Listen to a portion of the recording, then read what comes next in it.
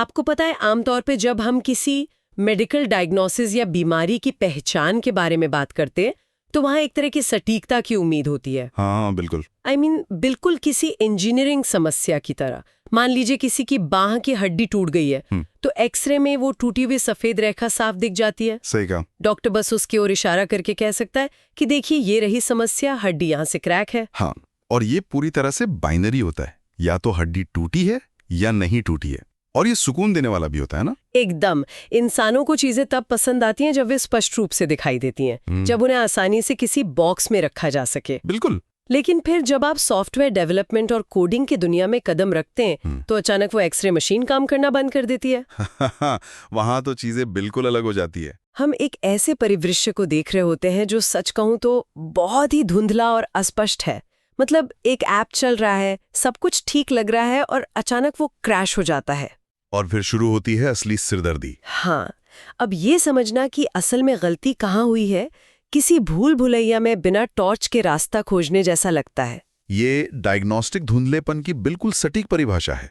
मैं तो कहूंगा कि खासकर अगर हम पुरानी प्रोग्रामिंग भाषाओं की बात करें तो उनमें बग्स ढूंढना अक्सर अंधेरे में तीर चलाने जैसा महसूस होता है। उफ, बिल्कुल। आप बस कोड की लाइनें देखते रहते हैं और सोचते हैं कि आखिर मशीन को क्या बात बुरी लग गई। और ठीक इसी अंधेरे में तीर चलाने वाली स्थिति से बाहर निकलने के लिए आज हम इस डीप डाइव में एक ऐसी चीज पर विस्तार से चर्चा कर रहे हैं जिसने एंड्रॉइड डेवलपमेंट की दुनिया को पूरी तरह से बदल कर रख दिया है। और वो है कॉटलिन। जी हाँ, कॉटलिन। जो लोग कोडिंग की अनावश्यक जटिलताओं से बचते हुए मॉडर्न और स्मार्ट तरीके से काम करना चाहते हैं, उनके लिए ये चर्चा एक बेहतरीन शॉर्टकट होने वाली है, बिना किसी इंफॉर्मेशन ओवरलोड के। बिल्कुल।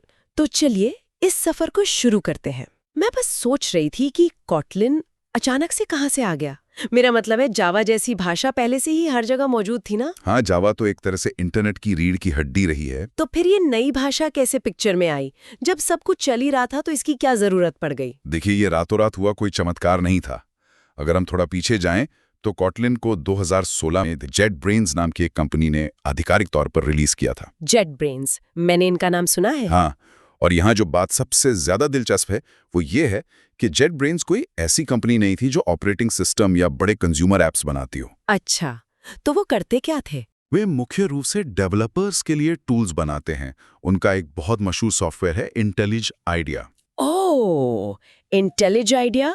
हाँ, मैंने देखा है डेवलपर्स को इसे इस्तेमाल करते हुए। बिल्कुल, ये एक इंटीग्रेटेड डेवलपमेंट एनवायरनमेंट यानी IDE है। आसान भाषा में कहें तो ये वो सॉफ्टवेयर है जिस पर बैठकर प्रोग्रामर अपना कोड लिखते हैं। तो मतलब जो लोग प्रोग्रामर्स के लिए टाइपराइटर या कैनवस बना रहे थे, उन्होंने ही एक नई भाषा इजाद कर दी। एकदम सही। ये तो ऐसा हुआ कि औजार बनाने वाले कारीगरों ने अचानक ये फैसला किया कि यार, हम दूसरों की निर्माण सामग्री के लिए औजार बनाते बनाते थक गए, ये सामग्री ही खराब है। हाँ, अब हम अपनी खुद की ईंटें और सीमेंट बनाएंगे। ये बहुत ही सटीक उपमा है। हुआ ये था कि जेटब्रेन्स के इंजीनियर्स सालों से जावा में काम कर रहे थे और जावा के लिए बेहतरीन टूल्स बना रहे थे। लेकिन वे जावा की कमियों, उसके लंबे और थकाऊ कोड से परेशान हो चुके थे। वे एक ऐसी भाषा चाहते थे जो जावा की तरह शक्तिशाली तो हो, लेकिन उसमें पुरानी भाषाओं वाली सिरदर्दी ना हो। और उन्होंने इंतजार करने के बजाय खुद ही वो भाषा बना डाली। बिल्कुल, और उनका ये कदम इतना सटीक था कि केवल 1 साल बाद ही 2017 में गूगल ने एक बहुत बड़ी घोषणा कर दी। वो एंड्रॉयड वाली घोषणा? हाँ, गूगल ने कॉटलिन को एंड्रॉयड डेवलपमेंट के लिए फर्स्ट क्लास आधिकारिक रूप से समर्थित भाषा घोषित कर दिया। वाह, ये कदम तो वाकई में टेक इंडस्ट्री के लिए एक भूकंप जैसा रहा होगा। एकदम, इसने पूरी इंडस्ट्री का ध्यान अपनी ओर खींच लिया। लेकिन एक सवाल जो मुझे लगातार परेशान कर रहा है, जब जावा पहले से ही इतना स्थापित था, लाखों ऐप्स उस पर चल रहे थे, तो एक बिल्कुल नई भाषा की जरूरत ही क्यों पड़ी? ये सवाल अक्सर पूछा जाता है। क्या हम जावा को ही बेहतर नहीं बना सकते थे? ये एक बहुत ही वाजिब सवाल है और इसका उत्तर कॉटलिन की मूल फिलॉसफी में छुपा है। कॉटलिन का उद्देश्य कभी भी जावा को पूरी तरह से खत्म करना या उसे रिप्लेस करना नहीं था। अच्छा, तो वो जावा के खिलाफ नहीं है? बिल्कुल नहीं। जावा को रातों रात बदलना असंभव है। कॉटलिन का असली जादू इसकी इंटरऑपरेबिलिटी में है। इंटरऑपरेबिलिटी? हाँ, इसका मतलब ये है कि कॉटलिन और जावा एक साथ एक ही प्रोजेक्ट में बिना किसी झगड़े के काम कर सकते हैं। ये तो बहुत बढ़िया बात है। ये जावा से लड़ नहीं रहा है, ये उसके साथ मिलकर काम कर रहा है और डेवलपर के अनुभव को बेहतर बना रहा है। यानी ये पुराने घर को तोड़े बिना उसमें एक नया स्मार्ट कमरा जोड़ने जैसा है। बहुत बढ़िया तरीके से कहा आपने। अब जब हम कमियों को दूर करने की बात कर ही रहे हैं, तो मैंने सोर्स मटेरियल में देखा कि कॉटलिन मुख्य रूप से डेवलपर्स की 2 सबसे बड़ी सिरदर्दियों का इलाज करता है। हाँ, और वो 2 चीजें क्या हैं? पहला है रन टाइम क्रैश और दूसरा है बॉयलर प्लेट कोड। बिल्कुल। चलिए पहले बॉयलर प्लेट कोड की बात करते हैं। समझाइए। प्रोग्रामिंग की दुनिया में बॉयलर प्लेट का मतलब है वो लंबा चौड़ा कोड जो आपको हर बार लिखना पड़ता है, जबकि उसका काम बहुत ही मामूली होता है। जैसे कोई फॉर्म भरना हो जिसमें बार बार एक ही जानकारी देनी पड़े। बिल्कुल वैसा ही। जावा में अक्सर आपको एक बहुत ही साधारण सा काम करने के लिए, जैसे कि सिर्फ एक डेटा का ढांचा बनाने के लिए 50 लाइन का कोड लिखना पड़ता है। बाप रे, 50 लाइनें सिर्फ एक छोटे से काम के लिए? हाँ, आपको गेटर्स बनाने पड़ते हैं, सेटर्स बनाने पड़ते हैं। कॉटलिन इस अनावश्यक शोर को पूरी तरह से खत्म कर देता है। कैसे? जो काम जावा में 50 लाइनों में होता था, कॉटलिन उसे सिर्फ 1 या 2 लाइनों में समेट देता है। वाओ, ये तो समय की बहुत बड़ी बचत है। और सिर्फ समय ही नहीं, जब कोड कम होता है तो उसमें गलतियां होने की गुंजाइश भी कम होती है और उसे पढ़ना किसी कहानी की किताब पढ़ने जितना आसान हो जाता है। ये तो बहुत तार्किक है, लेकिन जो चीज़ मुझे सबसे ज्यादा हैरान करती है और जिसके बारे में डेवलपर्स सबसे ज्यादा बात करते हैं, वो है नल सेफ्टी।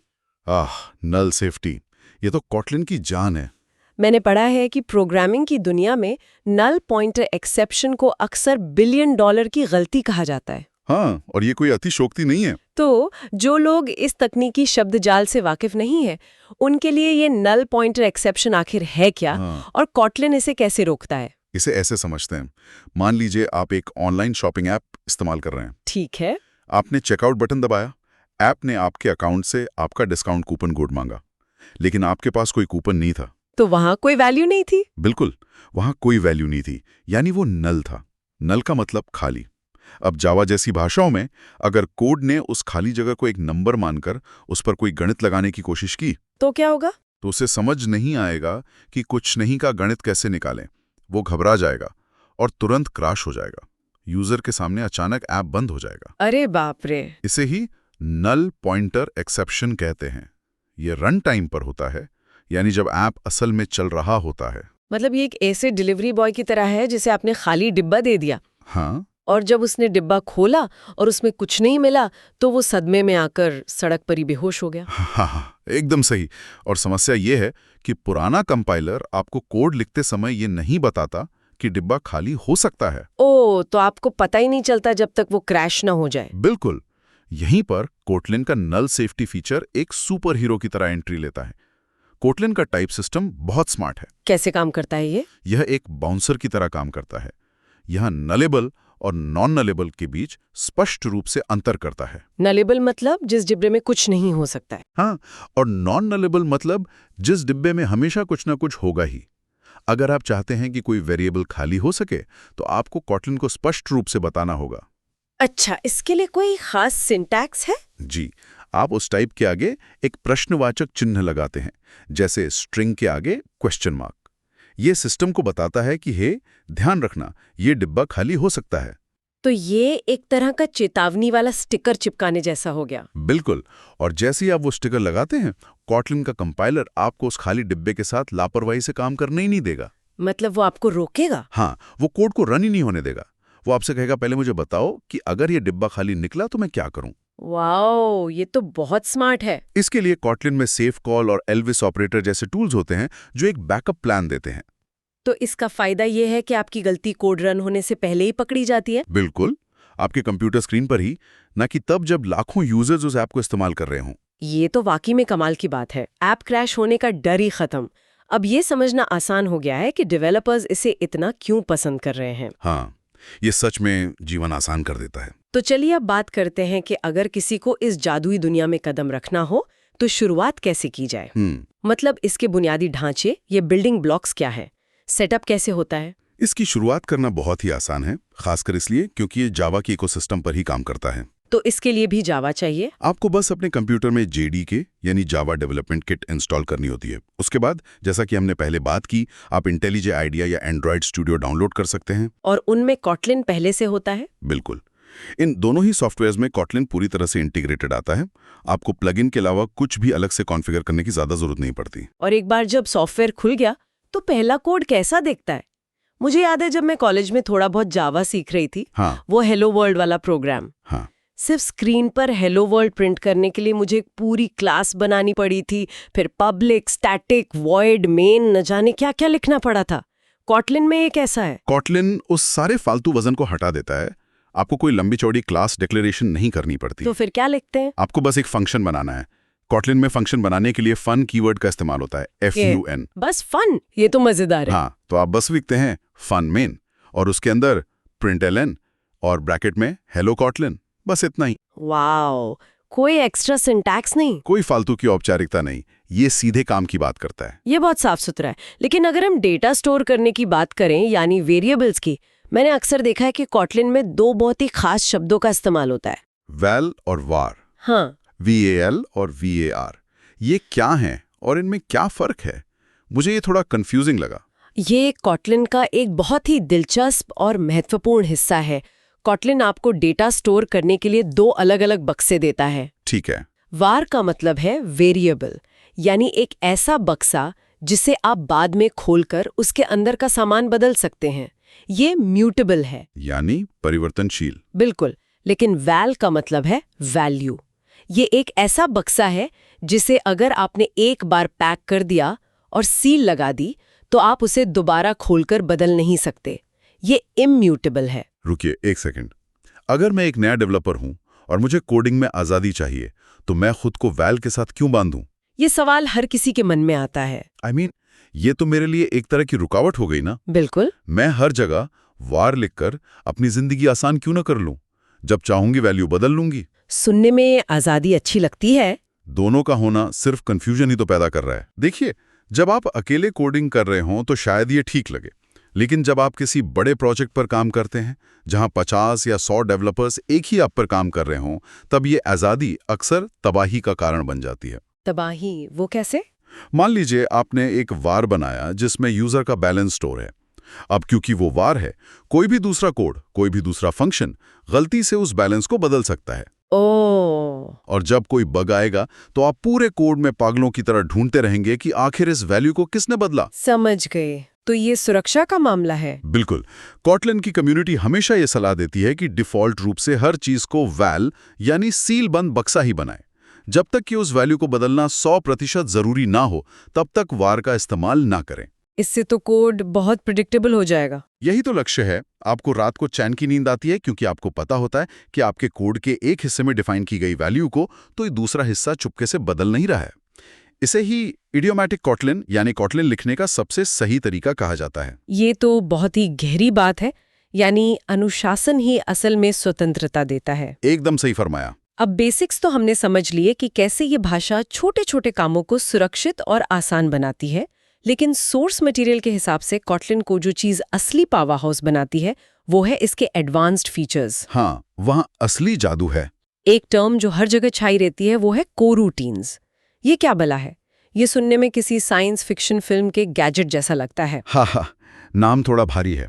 कोरूटीन्स को समझने के लिए हमें पहले ये समझना होगा कि पुरानी भाषाओं में एसिंक्रोनस प्रोग्रामिंग कितनी दर्दनाक हुआ करती थी। एसिंक्रोनस प्रोग्रामिंग, इसे थोड़ा आसान भाषा में समझाइए। मान लीजिए आप एक रेस्टोरेंट चला रहे हैं। ठीक है, एक वेटर। वो वेटर है आपके फोन का मेन थ्रेड, जो यूजर को स्क्रीन दिखाता है और उनके टच पर काम करता है।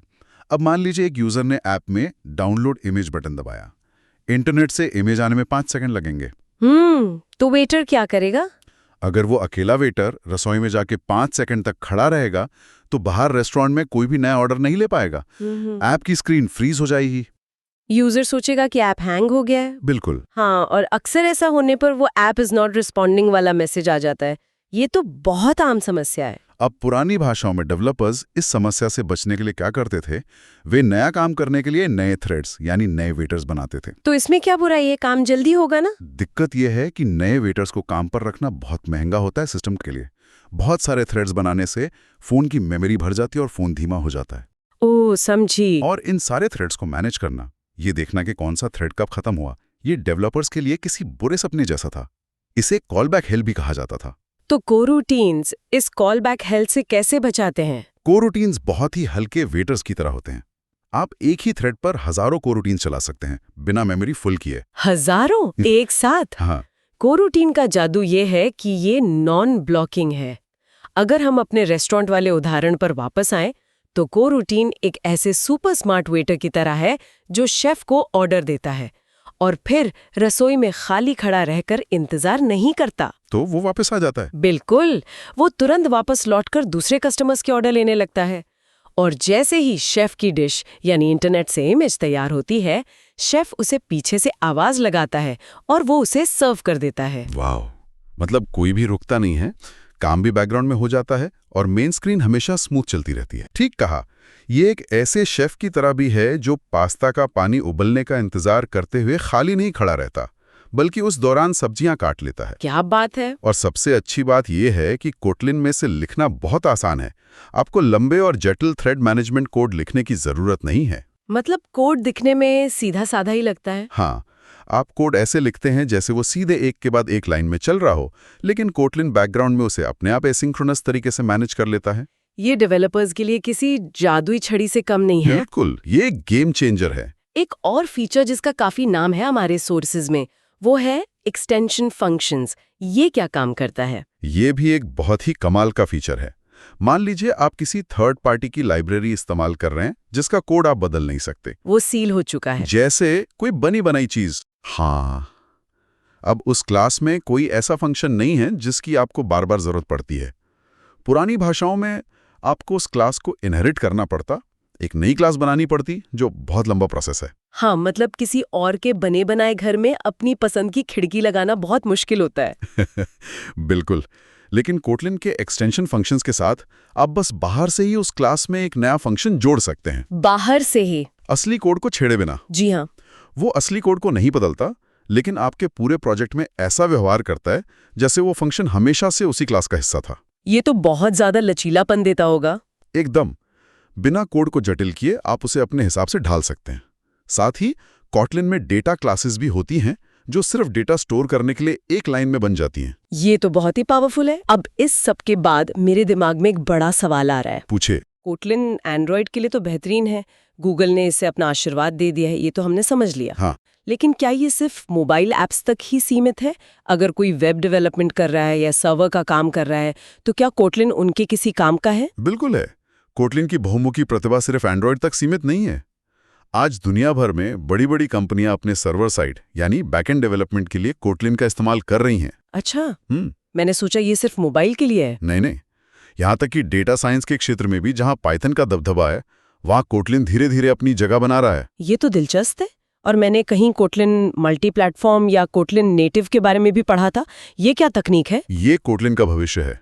जैसे हमने शुरुआत में बात की थी कि कोटलिन जावा के इकोसिस्टम पर चलता है, यानी ये जेवीएम पर निर्भर करता है। Java virtual machine, right? हाँ, लेकिन कोटलिन नेटिव के साथ आप अपने कोटलिन कोड को सीधे उस मशीन की भाषा यानी मशीन कोड में कंपाइल कर सकते हैं।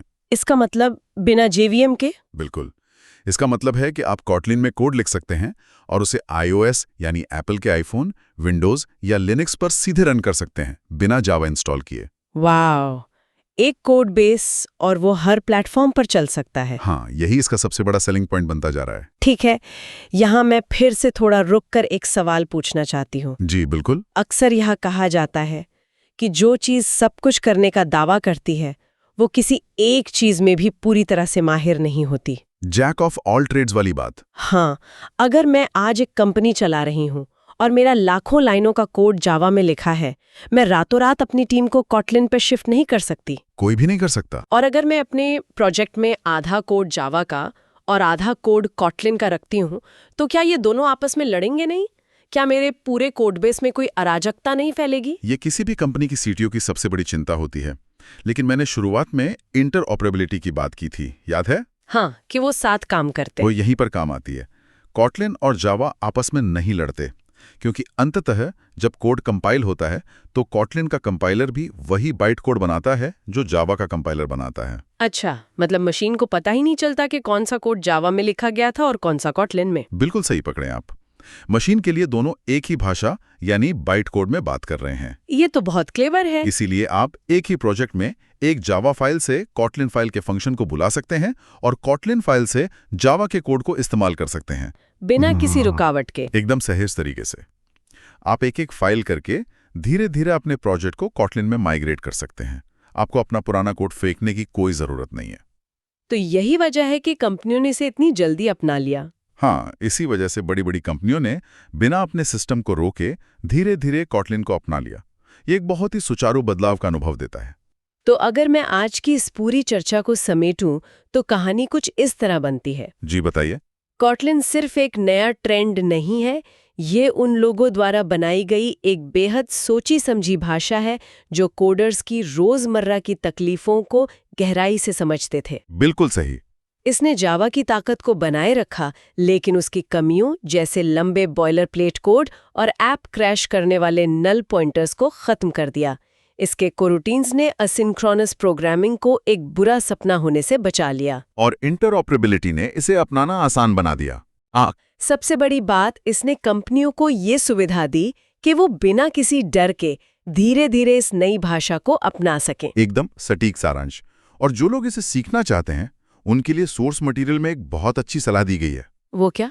कि वे टेस्ट ड्रिवन डेवलपमेंट यानी TDD अपनाएं और छोटे छोटे प्रोजेक्ट से शुरुआत करें। अपनी किसी पुरानी जावा फाइल को कॉटलिन में बदल कर देखें। और कॉटलिन कम्युनिटी बहुत ही सक्रिय और मददगार है, तो फोरम्स की कोई कमी नहीं है। ये एक शानदार सलाह है। तो हमने आज के इस डीप डाइव में देखा कि कॉटलिन क्या है, ये कैसे काम करता है और क्यों ये सॉफ्टवेयर डेवलपमेंट की दुनिया पर राज कर रहा है। बिल्कुल, ये एक बहुत ही रोमांचक सफर रहा। लेकिन आज की इस चर्चा को समाप्त करने से पहले मैं एक विचार छोड़ना चाहती हूँ। बताइए। हमने इस चर्चा की शुरुआत में देखा था कि कॉटलिन का निर्माण JetBrains नाम की एक कंपनी से हुआ। हाँ, टूल मेकर्स। सही। JetBrains मुख्य रूप से डेवलपर्स के लिए टूल्स बनाती है। वो गूगल या एप्पल की तरह कोई ऑपरेटिंग सिस्टम या बहुत बड़ा कंज्यूमर प्लेटफॉर्म नहीं बनाती। बिल्कुल। तो अगर एक टूल बनाने वाली कंपनी एक ऐसी प्रोग्रामिंग भाषा बना सकती है जो पूरे टेक उद्योग में एक नया मानक बन रही है, चाहे वो एंड्रॉयड हो, वेब हो या डेटा साइंस, तो भविष्य के लिए इसका क्या अर्थ है? ये एक बहुत ही गहरा सवाल है। क्या इसका मतलब ये है कि अगली महान तकनीकें, अगली महान भाषाएं उन बड़े कॉरपोरेट दिग्गजों के बंद कमरों से नहीं आएंगी? क्या वे उन कंपनियों से आएंगी जो असल में ये गहराई से समझती हैं कि ग्राउंड लेवल पर एक व्यक्ति काम कैसे करता है? सोचने वाली बात है। क्या भविष्य में हमारे टूल्स ही हमारे प्लेटफॉर्म्स का भविष्य तय करेंगे? खैर, अगर कोई इस बारे में सोचे तो ये एक बिल्कुल नया नजरिया देता है। बिल्कुल देता है। आज हमारे साथ इस डीप डाइव में जुड़ने के लिए बहुत बहुत धन्यवाद। मिलते हैं अगली बार एक नए और दिलचस्प विषय के साथ।